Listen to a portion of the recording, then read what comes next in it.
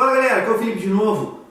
Esse é o segundo vídeo das séries que eu estou postando da típica cozinha americana. Então nesse vídeo eu vou estar postando a respeito das portas, que particularmente eu acho que é a parte mais importante do gabinete. E vou estar mostrando para vocês o processo que eu faço para fazer as portas.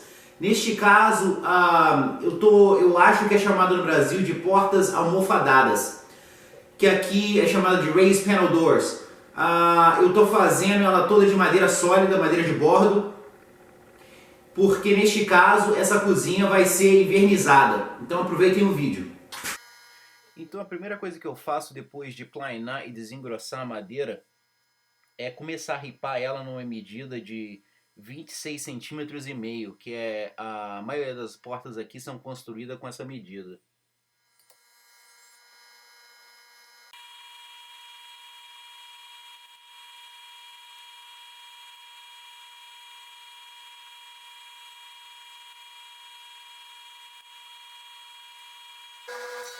Depois da madeira ripada na serra de mesa, eu começo a passá-la na tupia de mesa, com esse alimentador automático.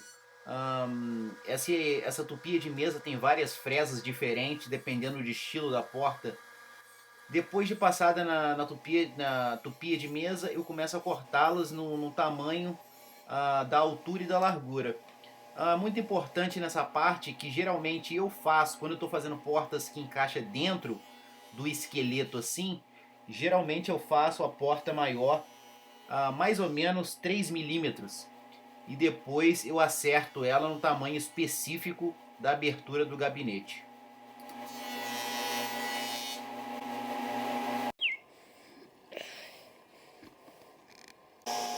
Então depois das peças verticais e horizontais da porta feita, é hora de trabalhar no painel do interior da porta. Neste caso eu estou fazendo essa porta almofadada, que o interior da porta vai ser feita de madeira maciça, que eu estou usando essa madeira de bordo.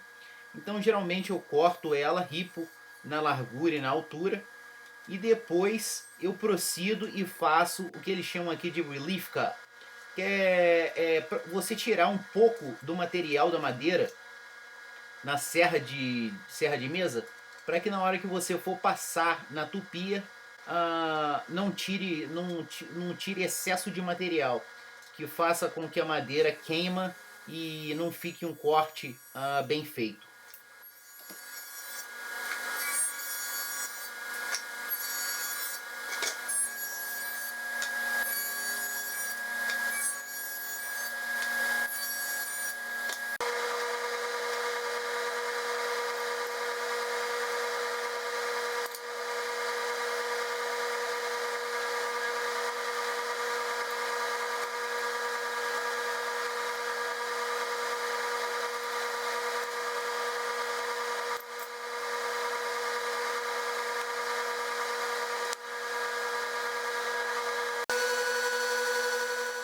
Então uma parte bem importante na hora de fazer esse almofadamento da porta é sempre fazer a parte perpendicular da fibra da madeira primeiro, para você não correr o risco da madeira explodir por trás na hora que você passar a outra parte. Então geralmente você faz essa parte da contrafibra primeiro, para que na hora que você passe a parte longitudinal da fibra, fique um corte perfeito.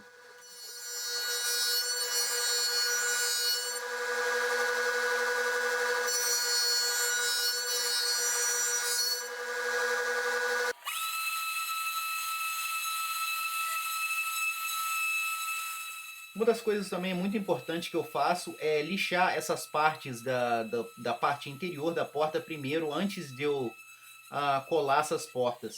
Só para facilitar na hora de fazer o acabamento dela, porque fica muito mais difícil você lixar ela depois que a porta está montada, esse painel do lado de dentro especificamente, do que você lixar ela depois. Então geralmente nesse tipo de porta eu lixo tudo primeiro, a parte interior do painel, para que facilite na hora do acabamento.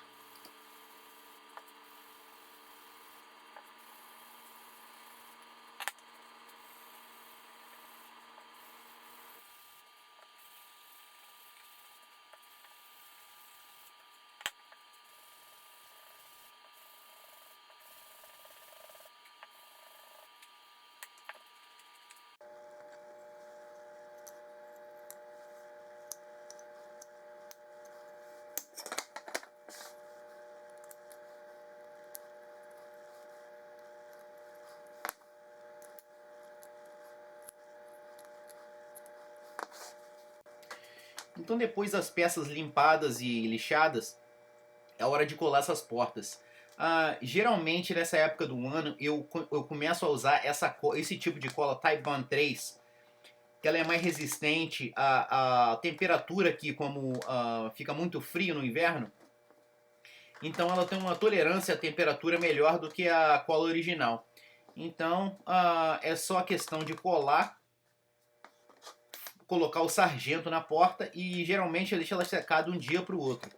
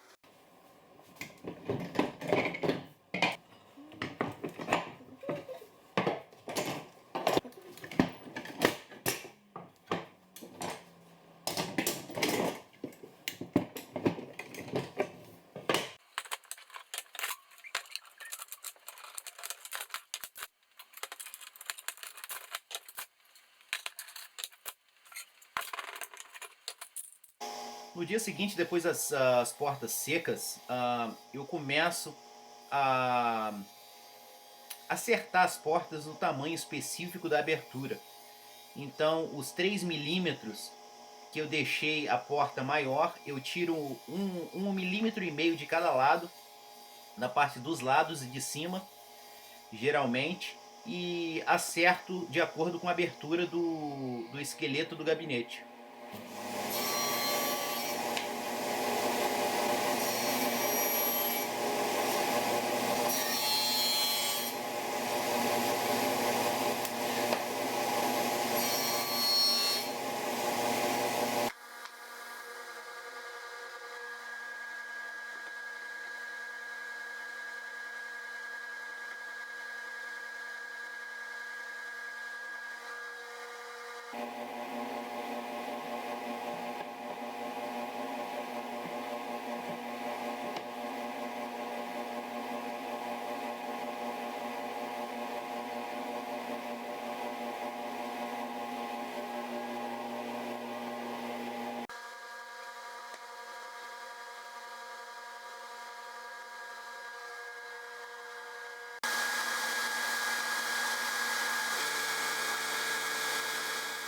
Depois das portas acertadas para a abertura dos armários, eu procedo com o lixamento dos esqueletos e das portas ao mesmo tempo.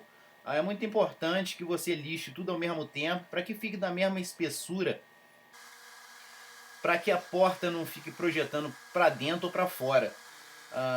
Se a porta não tiver da mesma espessura do que o esqueleto do gabinete, a porta pode ficar um pouco para dentro ou pode ficar um pouco para fora. Depois desse processo, eu procedo para fazer o lixamento final. Começo com o lixamento da lateral das portas nessa lixadeira osciladora, para que fique um produto da melhor qualidade.